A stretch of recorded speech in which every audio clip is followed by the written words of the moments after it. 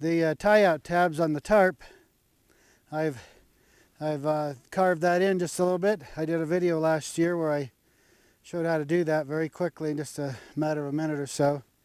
That gives me a little peg right here that I can tie off to.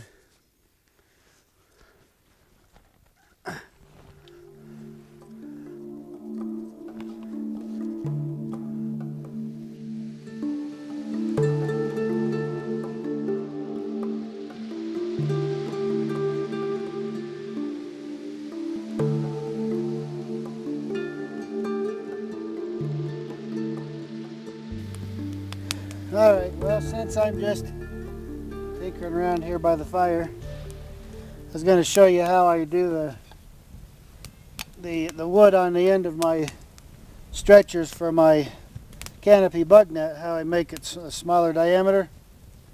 I think I've showed this before, but we'll just do a dedicated video for it. So basically, you got a stick, it needs to be smaller diameter, fit over there, or you just want to have kind of a pin left in it. So all you got to do really, just decide how tall the pin needs to be. So the taller the pin needs to be, the farther down you come. So usually we can go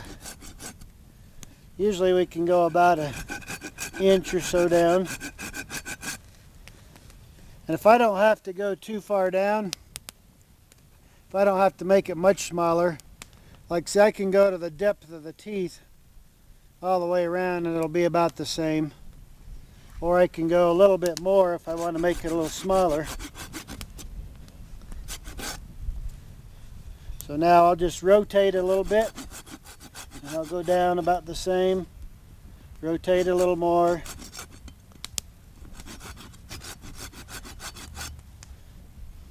If you're not used to sawing very much, you might want to use a leather glove doing this. You really don't want to slip and ding up your hand, with the saw. But I grew up with hand wood saws in my dad's shop, so I'm kind of used to it. If I'm doing very much, a lot of times I'll slide a pair of gloves on though. Especially if you want to be in kind of a hurry with what you're doing and all that sort of thing. Just going to clean it out just a little more. I believe that'll do it right there. So the next thing you want to do is you want to have just going to hold this with between my boots here. So what I want to do is I can come in about the width of my blade or a little bit more. So what you want to do is you just give a little tap with a little mallet or whatever we call these things, a baton. And if you want to get really pretty, you can make this thing just really nice and round and just good looking, look like it. You could make this look like it's done in a machine shop if you want, but turned on a lathe practically. But anyway, so you see right there, we've narrowed it down a ways, and I can take more off of it than that. And I purposely took a little bit less off because I wanted to be able to, if I did it as much as I could do all at once, it'd only be a few chops and I'd be done.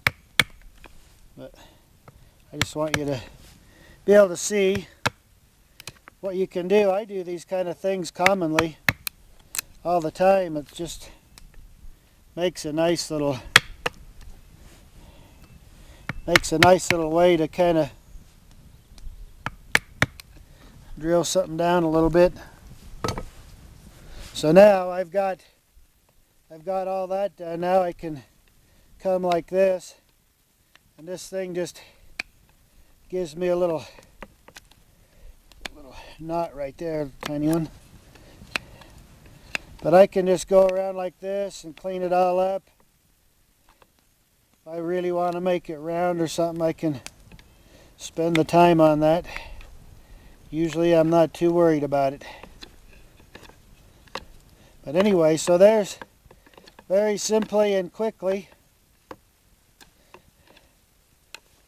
how to make you a little, there's how to make you a little pin on a piece of wood. That makes it really handy when you have a loop on a tarp or something like that that needs to slip over something. It works very nicely. So anyway, there's how to do that, and I'll put the camera up here and we'll show how it fits on the tarp or on the canopy bug net. So you see, very simple, very quick to do. So right here, see, there's my little pin I made on the end of that. There's my tab on the end of this canopy bug net. So I just pull that over the end of that. That'll hold it in place. If I'm doing an upright, I can put some parachute cord around and pull back on because it can't slide off that shoulder. So anyway, that's one of the ways we use it. Very simple, very effective.